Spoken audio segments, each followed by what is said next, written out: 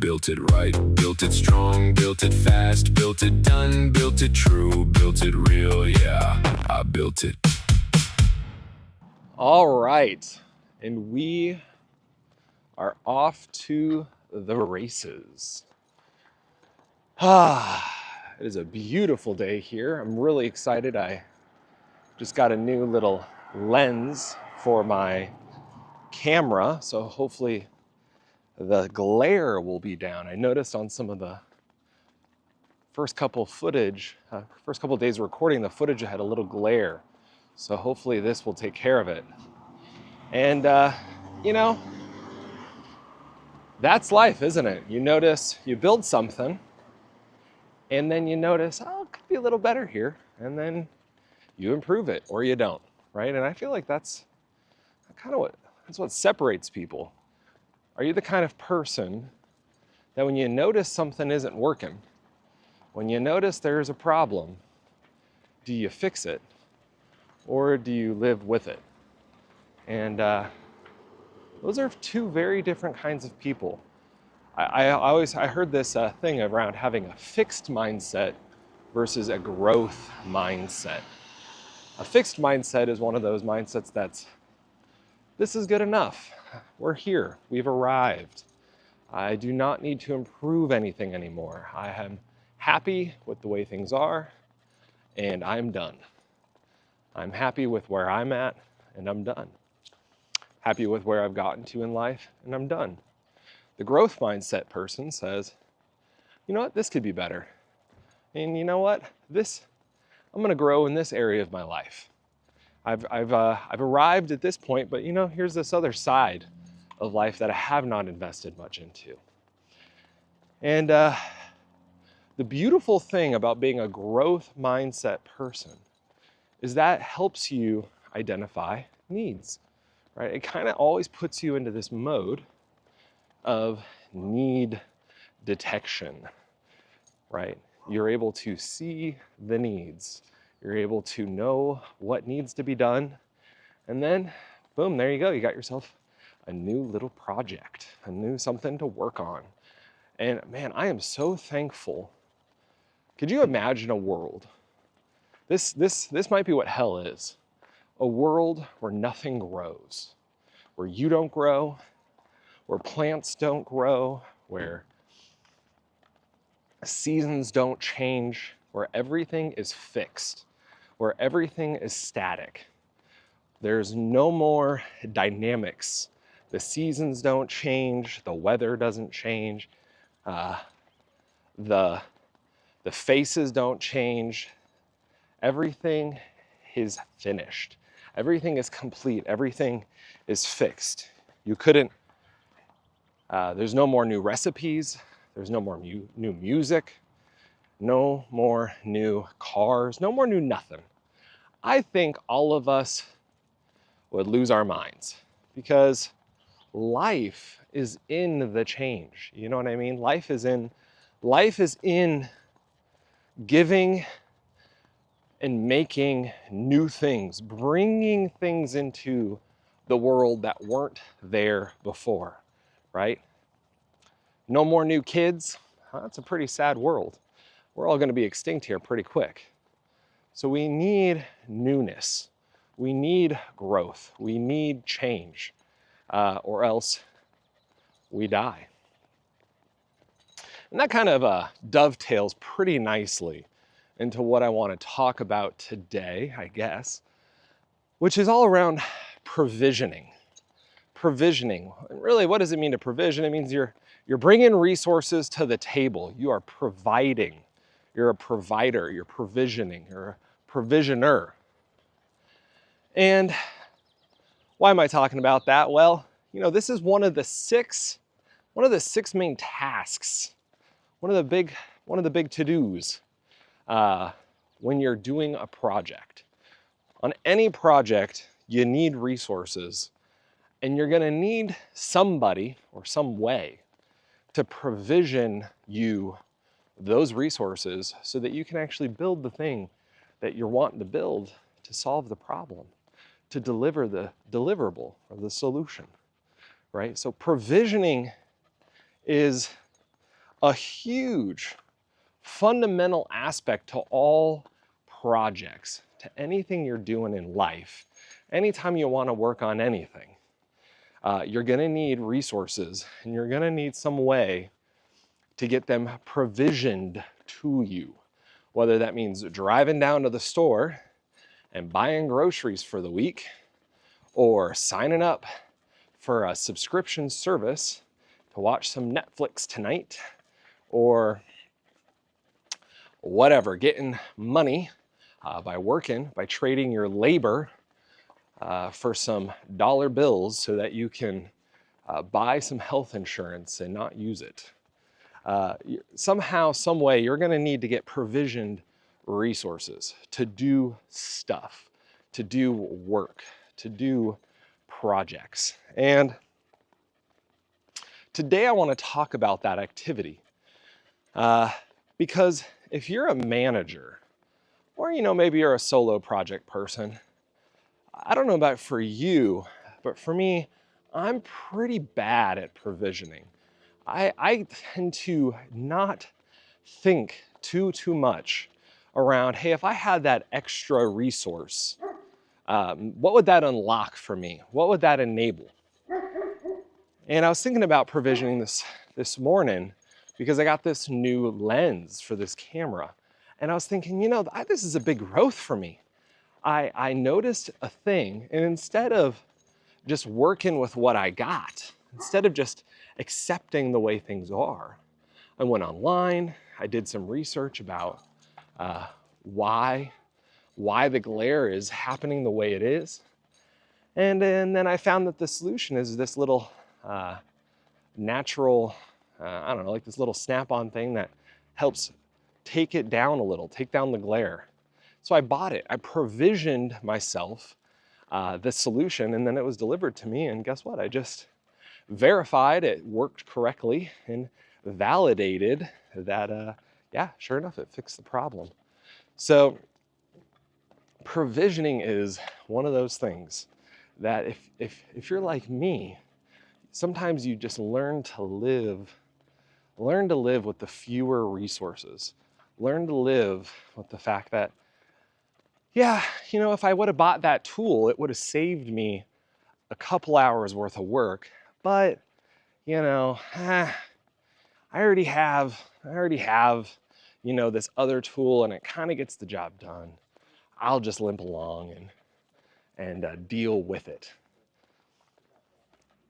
And I'm telling you, provisioning is a skill.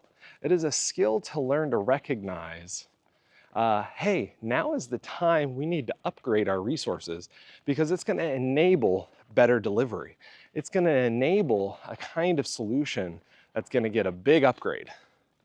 And that's for people that I think are low on provisioning, someone who's very avoidant of doing provisioning. You'd rather do the duct tape Band-Aid solution and be scrappy, right? I'm real scrappy.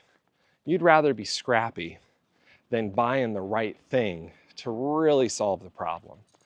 But there's another kind of person out there, which is maybe the exact opposite, which is someone who really, really enjoys provisioning, someone who's very high in provisioning. Maybe you're someone who's you love, right? If I were to come over and I were to go into your garage and you were to show me around, it'd be nothing but tools.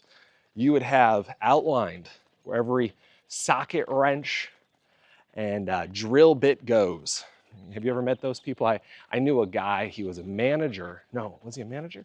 The general manager of a Snap-on Tools. And this guy, his garage had every imaginable tool. It was amazing. And he'd let me come over whenever I wanted, really, and work on my car. It was so nice. It was like having a private mechanic shop for whatever I needed. And he knew everything. It was incredible, the amount of tools this guy had. But that is a tall tell sign that you are high in provisioning. You are a tool junkie. You love tools and you love to provide the tools, right? You love to make sure that you have every single possible thing you could ever need for any scenario going forward. You're the kind of person that, on a project, you get assigned to a project and your mind immediately goes to hoarding the resources. What do we need to go? What do we need to go get? What do we need to buy? What subscriptions do we need to purchase? What tools do we need to get? What processes do we need to set up? What personnel do I need to hire? You are, my friend, a provisioner. If that's where your head goes, you're most likely a provisioner. And that's cool. That's not me. I can tell you that. It's not me. But I have learned, my wife, huge provisioner. She loves it. She loves going on Amazon. If I make a slight comment, I wish that the shower door didn't squeak. Oh man, I've unlocked the beast. I've uncaged her. She's gonna be on Amazon momentarily trying to find the right thing to buy to fix the problem, which is awesome. I love that. I think it's a great thing to bring to a team.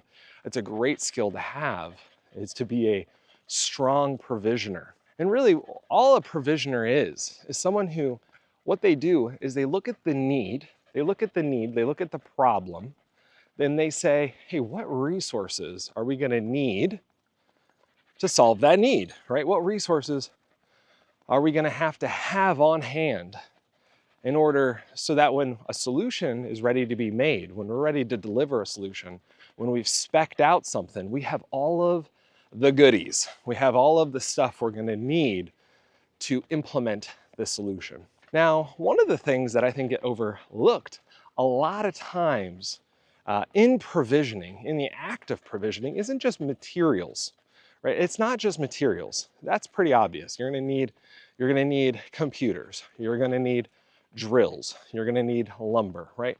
The goods, the stuff. You're gonna need software. You're also gonna need personnel, right? Whatever your project is. You're gonna need, whether those are AI agents, child labor, or just some good old-fashioned W-2 employees. You're gonna need some bodies. You're gonna need some hands. Those are the obvious ones, right? The less obvious ones is you're gonna need to provide time. You're gonna need to provide energy, capital. But even less obvious than that is you're gonna need to provide processes.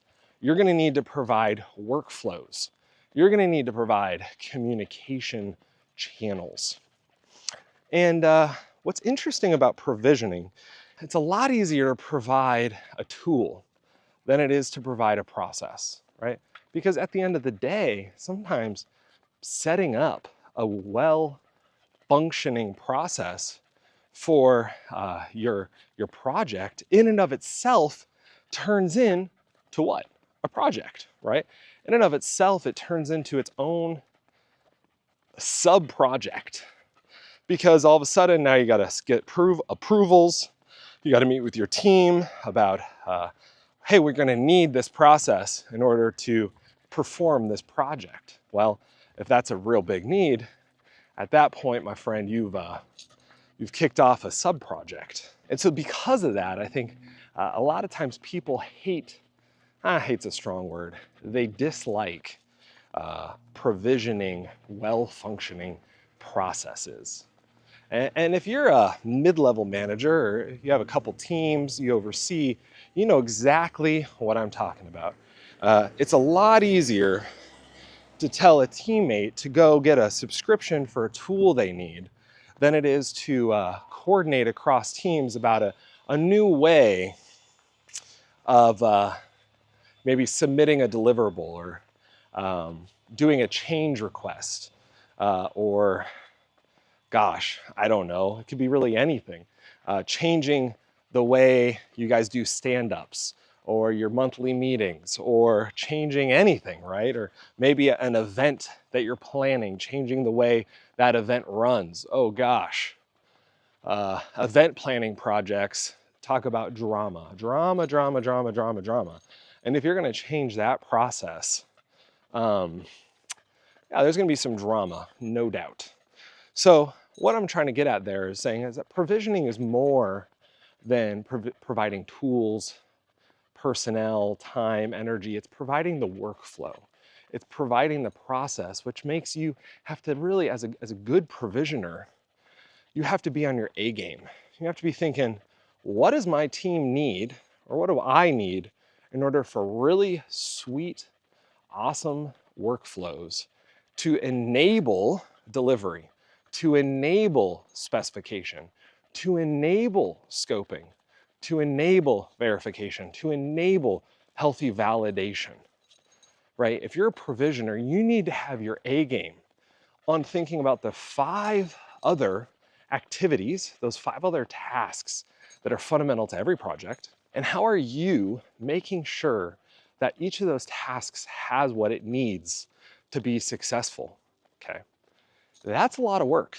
That is a lot of work. And what's interesting about that is that every single task, hey, come on, is that every single one of those tasks needs different stuff from you, right? It's all gonna need different stuff, right? What workflows that you're gonna need for good verification is gonna look very different than workflows for good scoping.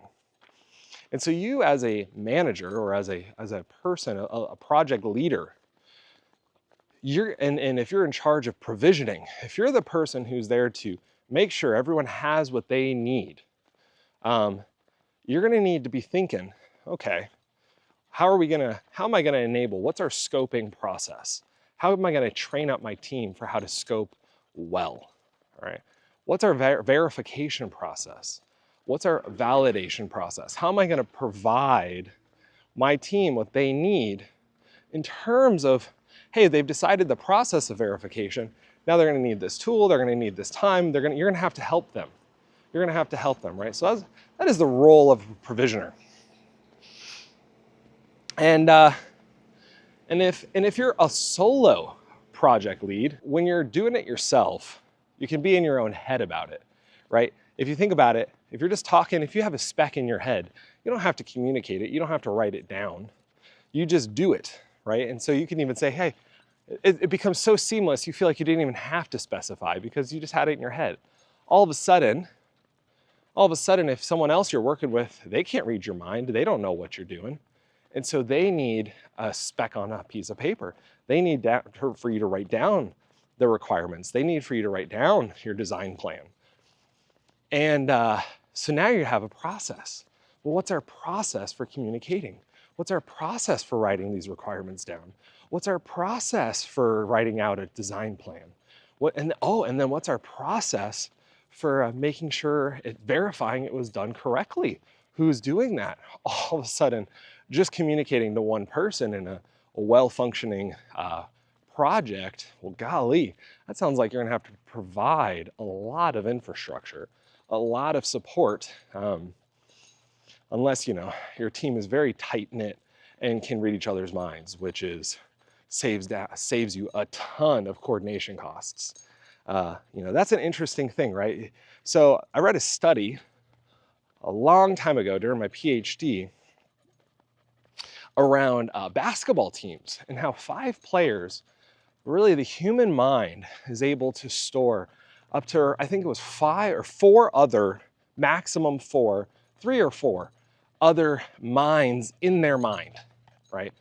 So what that means is you're able to know maximum 3 to 4 other people what they're thinking. If you spend enough time with them, you can pretty much hold what they're thinking in your head at the same time, right? So this is why like a squad, I think it is, or a unit, like in the Navy SEALs, they're like teams of 4, because you're able to spend enough time with these guys to know where their headspace is at.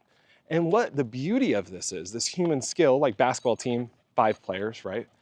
The beauty of this skill is that your coordination costs drop to almost 0 because you're so seamless. You're functioning essentially as a super organism. You're functioning as such a tight unit that you don't even have to really talk to each other anymore. You know, when I was when I was younger, you know, I used to look at older people sitting in a restaurant not talking to each other, being like, oh, they must be so sad. They must, that's such a sad thing. They're not having fun together anymore. And now that I've been married almost 17 years, you get it. They know how to read each other's minds. They know how to just look at each other with a glance and say entire essays worth of information because they know each other that well that their coordination and communication costs have dropped to virtually zero. And so if you're working on a team and you're super tight knit, right? You've done a ton of projects. You've probably seen this at your job. If you've done a ton of projects together, maybe you're doing construction and you've built 30 homes with the same guys. Yeah, you're reading each other's minds. You know exactly what each other are thinking and doing, and you're locked in. You don't have to talk. You don't have to write everything down. You just know. And if you're working on a large project, man, that saves a lot of time and energy. But what happens more often than not as a project gets big enough, or you're working in a situation where you're not able to build up that level of relational maturity, where you're able to learn each other's habits and really start understanding how each other do work, you're gonna have to communicate a lot more. So your coordination costs are gonna be a lot higher, right? And it takes a few years for any leadership team to really congeal. What do they call that? They call that storming, forming, norming. I think there's one other, but basically about the maturity phase cycle of any sort of team, right? The initial swarm, then they acclimate, they form, and then they normalize their behavior. Maybe it's transform after that, I don't know. But anyway, all that to say, as a provisioner, going all the way back, as a provisioner, that is something you probably will notice for your team. How much do you need to invest in communication protocols, processes, how designs get communicated? It's going to correspond to two things.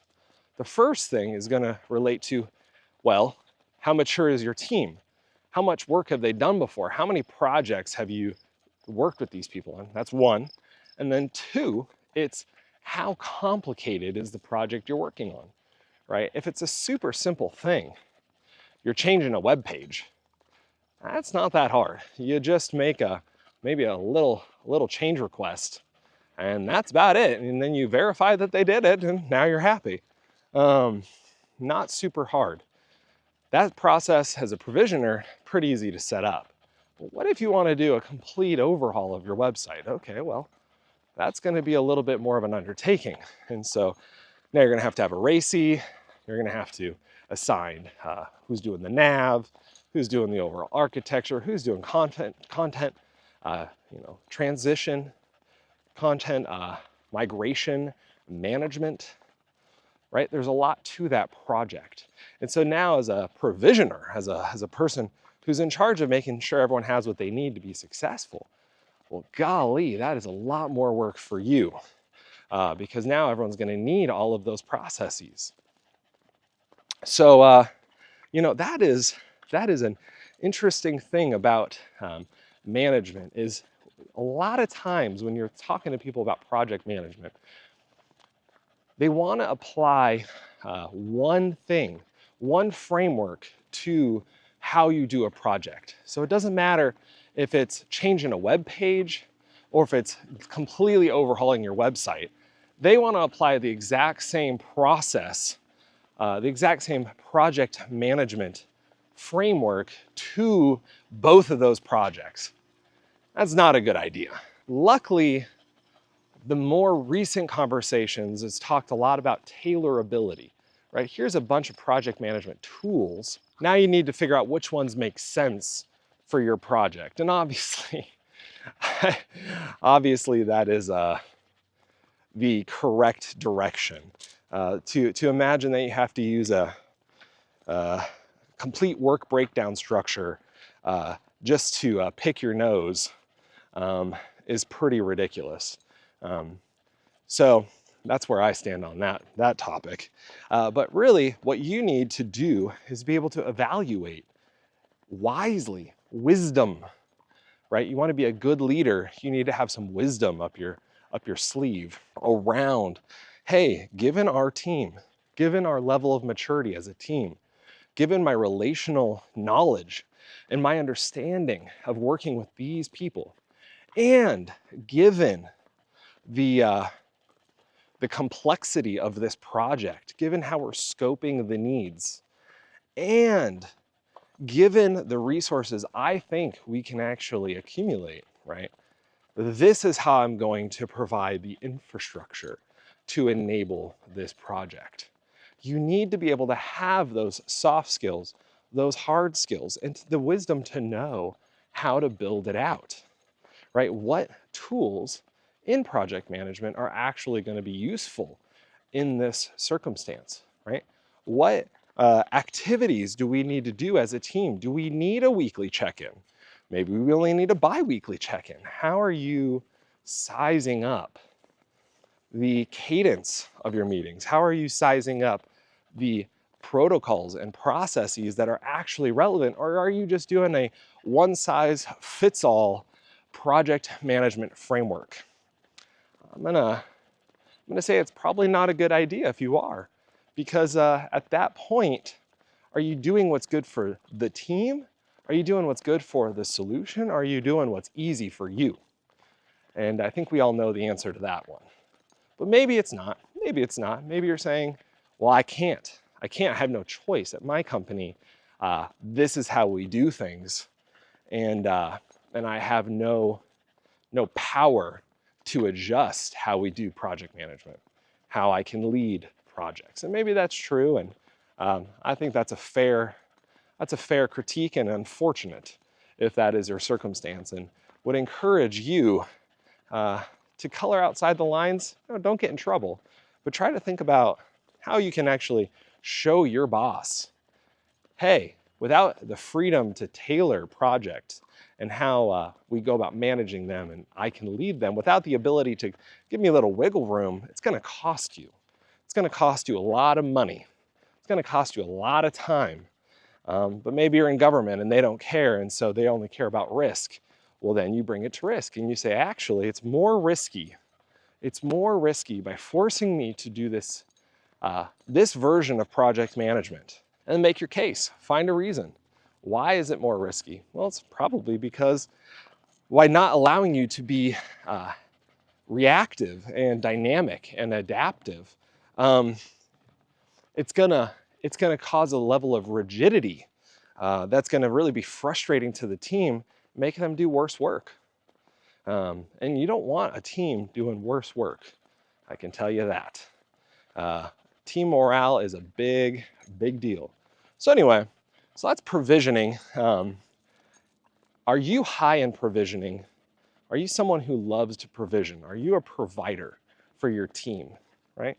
Do you think about that? Do you think about that? Hey, I'm the provider for my team, right? Do you think about yourself that way?